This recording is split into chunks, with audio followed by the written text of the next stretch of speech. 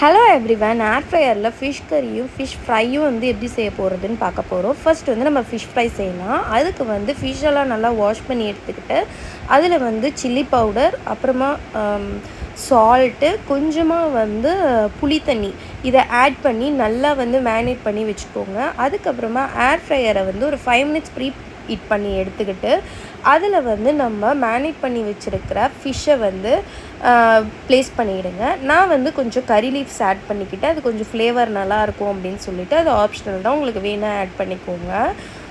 அதுக்கப்புறமா இதை ஒரு 20 மினிட்ஸ் 15 to 20 மினிட்ஸ்க்கு நம்ம பேக் பண்ணி எடுத்துக்கலாம். இடையில கொஞ்சம் ஓப்பன் பண்ணிவிட்டு நான் லைட்டாக ஆயில் அப்ளை பண்ணிட்டேன் மேலே. இதுவும் ஆப்ஷனல் தான், உங்களுக்கு வேணும்னா நீங்கள் அப்ளை பண்ணிக்கலாம், வேணான்னா விட்டுடலாம். அப்ளை பண்ணிவிட்டு திருப்பி க்ளோஸ் பண்ணிவிட்டு நம்ம ரிமைனிங் டைமிங்கை பேக் பண்ண வச்சிடணும். அதுக்கப்புறம் பார்த்திங்கன்னா சூப்பரான ஆயிலே இல்லாமல், நான் கொஞ்சம் ஆயில் போட்டதுனால ரொம்ப கம்மியான ஆயிலாக ஃபிஷ் ஃப்ரை சூப்பராக கிரில்ட் ஆயிடுச்சு. நெக்ஸ்ட்டு நம்ம ஃபிஷ் கறி பண்ண போகிறோம். அதுக்கு ஒரு மிக்ஸி ஜாரில் ஸ்மால் ஆனியன்ஸ் கொஞ்சமும், கருவேப்பிலை கொஞ்சமும், தக்காளி போட்டுட்டு நல்லா ஒரு பேஸ்ட் மாதிரி பண்ணி எடுத்துக்கணும். இந்த பேஸ்ட்டை ஒரு பவுலில் ட்ரான்ஸ்ஃபர் பண்ணிவிட்டு அந்த பவுலில் கொஞ்சம் மிளகும் சீரகமும் க்ரஷ் பண்ணி எடுத்து அதையும் ஆட் பண்ணிவிட்டு புளியை நல்லா கரைச்சி அதையும் இதில் ஆட் பண்ணிக்கணும்.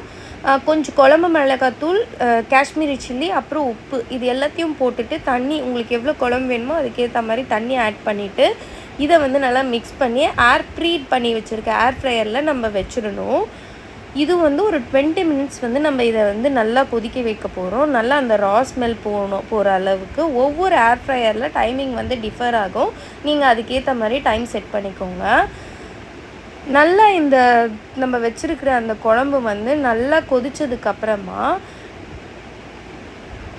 நம்ம வாஷ் பண்ணி வச்சுருக்கிற ஃபிஷ்ஷை எடுத்து அதில் இப்போ ஆட் பண்ண போகிறோம்.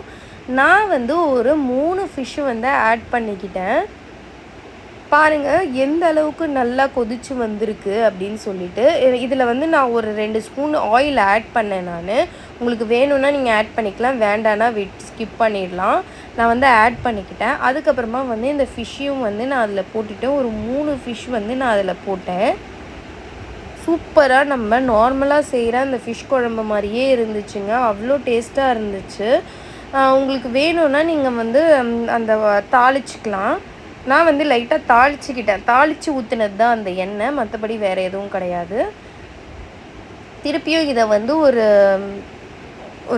ஒரு 5 to 10 மினிட்ஸ் நீங்கள் வச்சு அதை நல்லா பாயில் பண்ணதுக்கப்புறமா இந்த ஃபிஷ் வெந்ததுக்கப்புறமா எடுத்திங்கன்னா சூப்பரான ஏர் ஃப்ரையர் ஃபிஷ் கறி ஃபிஷ் ஃப்ரை ரெடி.